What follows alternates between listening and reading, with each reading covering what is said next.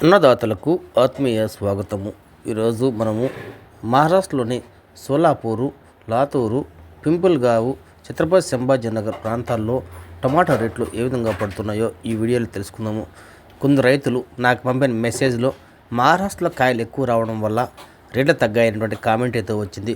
ఆ కామెంట్ పైన నేను ఈరోజు సమగ్రంగా అంచనా వేసి పలువురితో మాట్లాడిన తర్వాత ఈ వీడియో చేస్తున్నాను. ఫ్రెండ్స్, మీరు చూస్తున్న ఈ టమోటా కాయలు తీసుకుంటే మనకు మహారాష్ట్రలోని సోలాపూర్లో రైతు పంపించాడు. ఇక్కడ తీసుకుంటే మనకు బాక్స్ వచ్చే 22 కేజీల బాక్స్ అయితే ఉంటుంది. 22 నుంచి 23 అట్లా అయితే ఈ రేంజ్లో అయితే కాయలు అయితే వస్తాయంట. ప్రస్తుతం రేట్ తీసుకుంటే మనకు ఇక్కడ 380 రూపాయల కానించి 420-30 వరకు అయితే పలుకుతుంది సోలాపూర్లో. మన కాయలతో పోల్చుకుంటే ఇవి కొంచెం మన సెకండ్ క్వాలిటీ కాయల కింద మనం లెక్కాచారం అయితే వేసుకోవచ్చు.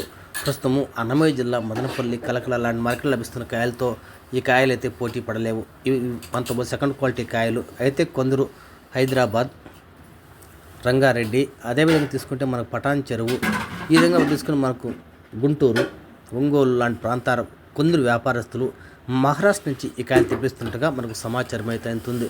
ప్రస్తుతం తీసుకుంటే అక్కడ యావరేజ్ తీసుకుంటే మనకు బాక్స్ 400 రూపాయలు అయితే పడుతుంది తోటల వద్దనే.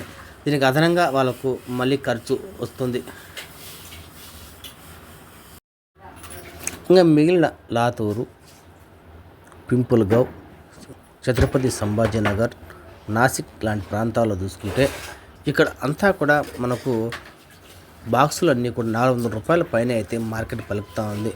400, 450, 60 కూడా పడతాం. ఒక ప్రాంతాన్ని బట్టి ఒక రేట్లు అయితే పోతున్నాయి యావరేజ్గా.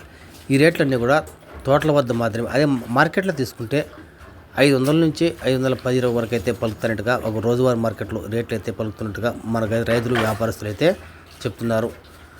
ఇక్కడ కూడా కొన్ని తోటలు శాంపుల్ పడుతుండగా ఇంకొన్ని శాంపుల్ వచ్చే తోటలు కూడా ఉన్నాయి. అదేవిధంగా ప్రస్తుతం కాయలు వచ్చే తోటలు కూడా సగానికి పైగా కాయలు అయితే అయిపోతున్నాయి. ఇక్కడ కూడా ఎక్స్పోర్ట్ ప్రాబ్లం కారణం ఇక్కడ కూడా కాయలు లేదు, బయట రాష్ట్రాలు పోవట్లేదు. కేవలం మహారాష్ట్రలోనే ఈ కాయలు ఉంటున్నాయి. ఇక్కడ మన ఆంధ్ర, తెలంగాణ వ్యాపారులు వచ్చి అక్కడి కాయలు కొనుగోలు చేస్తే ఇక్కడైతే అమ్ముతున్నట్టుగా సమాచారం అయితే ఉంది.